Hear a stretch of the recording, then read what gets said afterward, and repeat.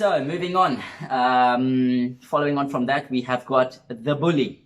All right, so this is a very serious part of any coaching, from coaching on the field to being a teacher in a classroom. It doesn't matter where you are. It doesn't matter what age group you are, from grade R, 5, 6 years old, all the way up to matric. Bullying can happen in any age group. So it's something that us as coaches, or specifically us at elite coaching and coaches, should have a zero tolerance for bullying. 100%. Don't entertain it one bit. Whether it's joking, name calling, whatever it is, whatever form it comes in, it shouldn't be allowed, shouldn't be entertained. Cut it off very quickly. And you need to address the team or the player and let them know how serious you are about it and how serious you run your sessions according to no bullying. Exactly. And that's something that you should do at the beginning of the season. Definitely. Right at the beginning of your season. You tell them, this is what you expect from them, and there's a zero tolerance. So for me, the first thing that I would do, there's no warning system at all when it comes to bullying. I send you go run. You do your fitness, you go run. You're going to give me maybe 2 laps of the field, you go run. Or you're going to do a couple of sprints.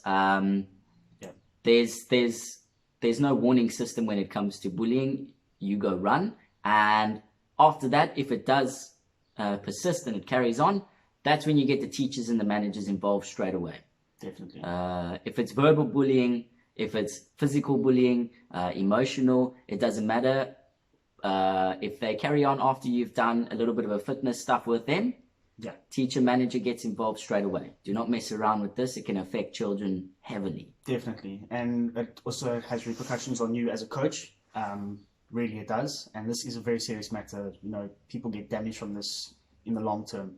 And on the field, when it does happen, you don't know when it's going to happen, but when it does, as Jake said, send them for the run, give them the fitness they need, have a chat with them as well. Even if it's after the session, if it didn't progress and it didn't get worse, still have a chat with the child afterwards and just explain why you don't tolerate bullying. Exactly. Because at the end of the day, they're also children, and even if they were bullying someone, you have an opportunity to win them over and kind of change their perspective, and they could actually start building some great team and sportsmanship within the team if you actually work with them. So take that into account as well. 100%.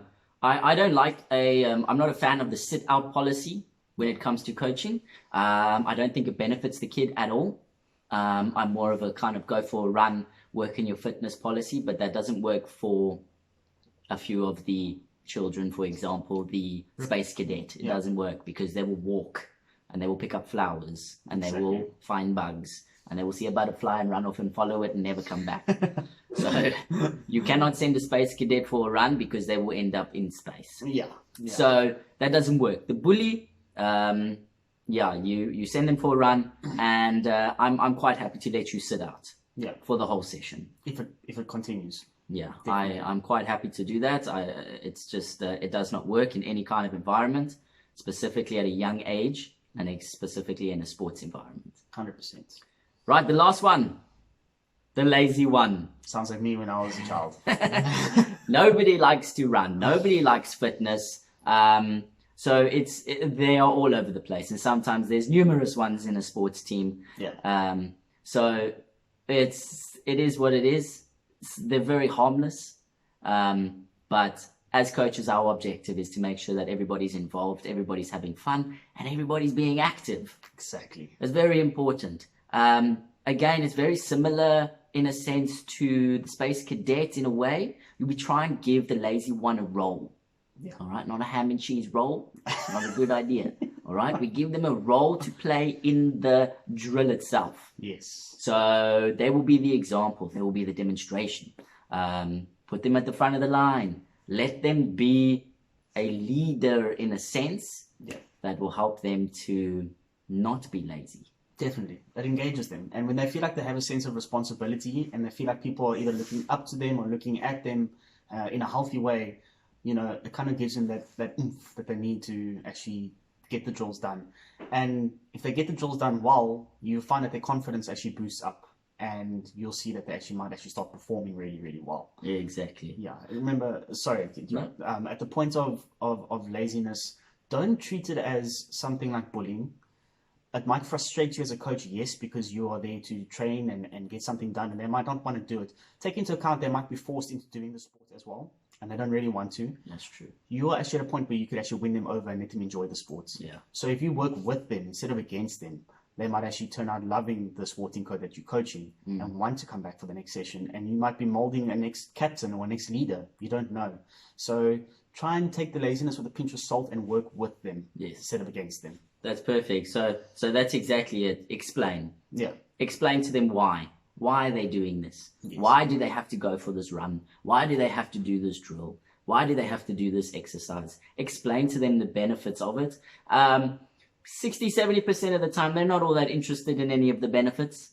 But every now and then you'll get that child that is like, okay, that sounds nice. That sounds like a great benefit for myself. So explain it, and it does help. Right. So those are the couple of the situations or the specific types of kids that you might have in your training sessions. And hopefully we've helped you to try and figure out how to deal with the children a little bit. Yes.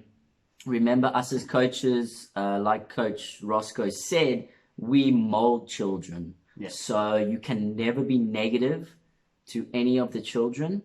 You've always got to try and do as much positive reinforcement as possible. Yes. And explain to them why they have to go for this run and all of that sort of stuff. When they're in early stages, your grade 1s, grade 2s, they're a little bit unsure as to why they have to go for this run, why they have to do this fitness. Try and explain to them why. And that might help a little bit more with your sessions. Definitely. And if you think if they're too young to understand, I personally believe it's the way you explain things. So don't ever blame it on the age group not understanding, because that's why you're not going to explain, because they won't understand. I personally have had experiences where I've had grade 2 rugby, which are 8-year-olds, 7 and 8-year-olds. And I explained why I push fitness for the last 20 minutes of a practice. And they first thought it was punishment. It wasn't punishment. I got them to understand that in the last 20 minutes of a rugby match, you are at your most tired. You drop the ball, you make mistakes. And if you can do that in a practice session, make yourself as tired as possible for the last 20 minutes and do ball skills that you don't drop the ball even though you're exhausted, you'll be able to win the match. That's where the matches are won and lost in the last 20 minutes of a rugby game. I got them to understand that in a way that they would be able to comprehend. And after that, I promise you, after every single practice, these guys were exhausted, but they felt like they were rewarded. They felt like they achieved something. Just because I tapped into their mindset and they understood why they're doing what they're doing. That's Nice, great. That's yeah. grade 2s. 100%. And you can use that all the way up. Exactly. Use that all the way up. Great. That's Fantastic. That's it for today. Yes, definitely, guys. And don't forget to check out our other social media platforms. We are on Instagram and Facebook at Elite Coaching CTF. The CTF stands for Coach the Future. And we would just appreciate you guys to go check it out if you haven't already, and click the subscribe button here on YouTube. And please, by all means, as always, drop a comment below. We haven't mentioned every single category of kids. Obviously, we focus more on the negative that disrupt sessions today, not the ones that excel and do great. So please drop a comment below any other categories that you might deal with and how do you deal with it. Drop it in the comments, and we can also mention it in our next video so we can actually start learning from one another and just sharing as a community of coaches. Exactly. Fantastic. Thanks, guys. See you soon. Have a great one. Cheers.